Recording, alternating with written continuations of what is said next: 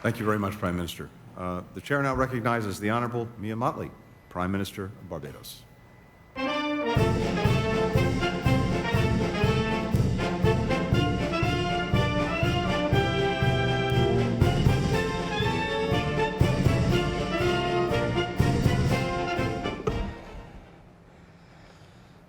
Bless my eyes this morning.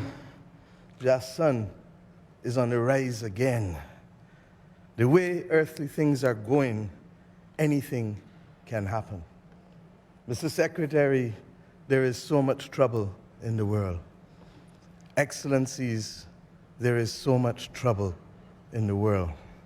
Heads of government, there is so much trouble in the world. Heads of state, there is so much trouble in the world. I've chosen the language of Bob Marley this morning, not because I'm an apostle of Bob, as you probably have realized by now, but also because he reminds us of the day-to-day reality of our people and of our citizens. And we have come to Los Angeles hopeful that we're not just going to engage in speeches, or we're not just going to engage in platitudes, but we go home to make a difference to people at perhaps the most difficult time this world has seen in 100 years. We have 3 global crises, and any one is sufficient to bring us down. The climate crisis hurts from you here in California in fires, to us in the Caribbean through the heart attack of hurricanes, and the chronic NCDs of water crises and droughts, or floods, depending on where you go. We fight the pandemic. And even as we talk about the pandemic, we need to start to qualify it, because we fight the COVID pandemic without realizing that the slow onset pandemic of antimicrobial resistance is already upon us, being fueled further by how we farm, how we treat each other with the abuse of antibiotics, and how we literally allow those things to flow into our environment and contaminate our water system. And as if that was not enough, we now fight the prices of food and fuel and fertilizer, knowing full well that the only destination thereafter is going to be a debt crisis and an economic crisis if we do not intervene to break the slide. My friends, how much more evidence do we need? You see men sailing on their ego trip, blast off on their spaceship, million miles from reality. No care for you, no care for me. If I could have sung it, you would have joined me. But I don't need you to join me in the words of this song. I need you to join us in the chorus of action that our people need, not want. Our people need immediate intervention. 6-week crops and 12-week crops is what is going to feed our people. We need to be able to shield them from the price of fertilizer that is making their efforts almost impossible. We need equally to recognize, as you heard Prime Minister Brown and Prime Minister Davis say already this morning, that the debt crisis is already among many developing countries. We simply do not have the fiscal space to respond to crises not spawned by ourselves, but spawned by others. And we are facing a double jeopardy. Our countries were those from whom wealth was extracted in order to build the developed world. Our countries were left at independence with no compact, no money to finance basic rights of housing and healthcare and education. And when we fought to do it, now we find ourselves having those efforts crowded out, literally, by our inability to be able to face and find the money because we are using it to recover from climate crises, not of our own making. Where does the double jeopardy come? that it is the very industrial revolution that the blood, sweat, and tears of our ancestors financed that is now causing us not to be able to respond to the needs of our people in the most basic of ways that humanity requires. My friends, there is so much trouble in the world, and we think we've found a solution, but we want to tell people only about financing after the climate crisis. We need to be able to prepare before the crisis so we can reduce what we have to spend by 7 times. We need to recognize that adaptation has no private sector follower because there's no return on investment in adapting to the climate realities. That is the function of the state. And therefore, the international community is required in the justice of the moment to help us prevent loss of life and property for a crisis we didn't create. We need to reform the international financial institutions architecture. How can we have an international bank for reconstruction and development that does not reconstruct and develop in today's world? Where is the reconstruction from the climate crisis being financed? Where is the reconstruction from the pandemic being financed? The post-pandemic recovery? Where is the platform for middle-income countries that house 75% of the world's poor? But because they're middle income, we don't remember that. Where is the climate finance being targeted to, justifiably and fairly so, when the numbers show that only 15% of climate finance is going to the climate vulnerable countries? I've not come here just to use words. Let us be practical. We have a duty to solve a few problems. And I think that the format of this meeting needs to change if we are to be able to see real progress and not simply to be part of the problem. We need to talk with each other and not talk at each other as we are doing in set piece speeches. We need to engage and see how we can make a difference in a real way. We have migrants coming not because they choose to come, but because it is their last option. They don't choose to leave who they love and where they love willingly.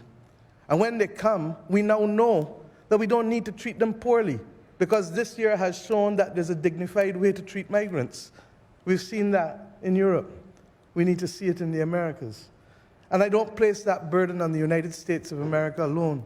I place it on all of us, including my own country, because we cannot be part of the solution by simply talking from outside and not literally putting our shoulders to the plow. The International Organization of Migrants needs our support. And we need to make sure that as we reform the Organization of American States, that instead of it seeking to become a political player, it needs to become a player that simply brings opportunity to our people in the Americas, from Alaska to Chile. And how does that come? If we did nothing else in the next decade in the OAS, but to allow our people to become bilingual and trilingual, people under 18 and adults, then we would change the economic possibilities of this hemisphere in ways that we can't even contemplate.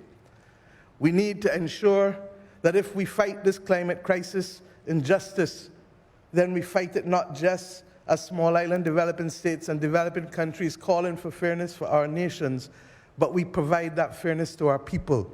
And how do I mean? We have taken a decision in Barbados that there can be no award of any contracts for renewable energy without taking into account the bounty that must go to our people.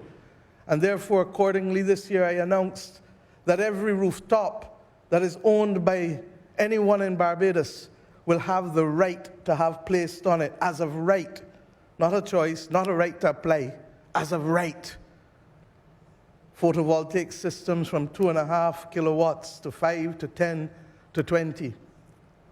Why? Because we don't own individually the wind, the sea, and the sun. It is the patrimony of the nation. And if we are to move our people out of poverty, then we must use the bounty that is afforded to us through renewable energy, good jobs, but also good investment to allow our people to benefit. And we ask you to recognize that we must not only engage in platitudinous comments about what we can achieve with net zero. Net zero does not mean fossil fuel free. It means still that there will be 20% energy coming from fossil fuels.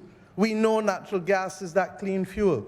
But as we do it, let us recognize that it is not possible to exclude those developing countries who have now the opportunity to finance their way to net zero simply because we want to keep the world in the construct of the old imperial order in which it is found. Whether it is the reform of the international financial institutions or whether it is moving ourselves into a new reality, we cannot continue to cement the inequalities of an old imperial order. And that is why I've come also to thank President Biden and Vice President Harris. For too long, there has been benign neglect. And the Partnership for the Americas, as well as the Climate Partnership Pact 2030, offers us a real possibility of hope. But it is up to each of us to keep and hold each other accountable. We are happy that coming out of yesterday, we made progress that we didn't see the day before. And we hope that tomorrow we will build on the subcommittees that will make a real difference on energy security, food security, and finance access that will mean that we can look our people in the face and say we have done right by you. We cannot achieve it overnight, but we are moving in the right direction. And we must also address the reality of exclusion. Not only exclusion of individuals in our society through racism and class prejudice, but exclusion of countries from the ability to participate in the financial system by having us de-risked, by having correspondent banks. Belize, 83% of its banks have been de-risked. How do the people of Belize do trade with the rest of the world, with the United States of America, if their people can't bank, can't send remittances, if we are told that our institutions are too small to matter, and therefore it is better not to do business with us? Are we to become financial pariahs in a world at the same time that we seek to bring equity? There is so much trouble in this world. If we think we've found a solution, it must not, in the words of Bob, be another illusion. We ask you to also recognize that let us use our cooperative efforts to build joint platforms for procurement so that we can reduce the price of critical goods, from vaccines to water pipes to all other kinds of things that are impairing our ability to deliver proper services to our people. Africa did it with the African Medical Supplies Platform. Why can't we have an American supplies platform that treats to the most critical supplies? And why? In the Caribbean, we make an order, and they say, what? That's too small for us. We announced a tax holiday for electric vehicles. We cannot get the supply of electric vehicles. Will Brazil help us? Will India help us? Will the United States or will Canada help us? We can't get access to batteries in order to help us become net zero by 2030. But yet we want to come on these platforms and talk about it. These are the real problems that I hope Pact 2030 will allow us to solve. And when we finish with Pact 2030, Canada and Chile and all of the others, can we create that platform for that joint procurement to reduce the price of supplies and to guarantee access to our people? My friends, I've spoken too long, but I cannot leave this platform without saying that we have to speak some home truths to each other. It's wrong that Cuba and Venezuela, Nicaragua are not here because, as you heard from Bahamas, that we need to speak with those with whom we disagree. And we don't only need to narrowcast. That's the part of the problem of the world. There's too much narrowcasting instead of broadcasting. There's too much talking at instead of talking with. But secondly, those countries must equally recognize that you cannot want to fully participate if you're not prepared equally to engage and to see progress. And the simple priority must be people, not ideology. If we can make progress for people, if we can allow people to speak different languages, if we can create a minimum floor of education and healthcare for the people of the Americas, then, my friends, the City of Angels would have played its role in the history of the Americas. I hope that we leave here today conscious that we must never again come to a summit to talk at each other, but simply to talk with each other in partnership and for the purpose of the prosperity of our people. Thank you.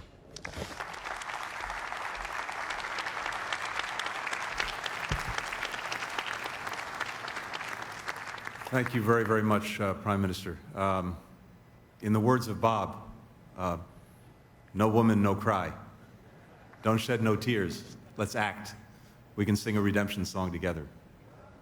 Thank you. The chair now recognizes His Excellency, Jair Bolsonaro, President of the Federal Republic of Brazil. Mr. President.